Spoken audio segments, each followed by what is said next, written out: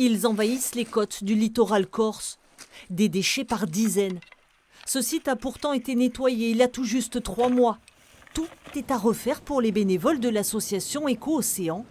Il faut collecter les plastiques et désormais les apporter sur le continent, à Gémenos. Bon, voilà Stéphane, C'est bien tout ça. ce que j'ai pris sur le littoral de la Balagne, dans le désert des Agriates. Ah, superbe. Donc voilà des déchets. Donc tu me diras ce que tu peux en faire. Ouais, ça semble bien. Hein. Sur un an, on pense à peu près à entre 100 et 150 mètres cubes de déchets qui pourraient être recyclés si on trouve une solution technologique en aval. Cette entreprise de recyclage est l'une des solutions.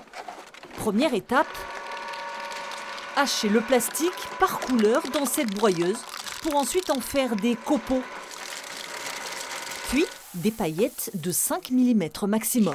Donc l'idée, c'est que ce plastique tel qu'il est là, en fait, il est prêt à être transformé.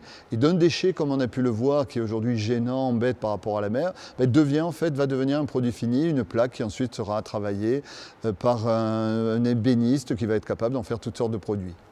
Le plastique placé dans un moule est ensuite cuit dans ce four à 200 degrés pendant 1 heure. Comme un plat, on regarde, c'est bien cuit.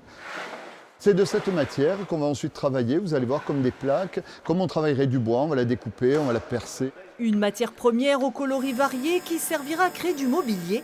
Un aboutissement pour Dorian, designer.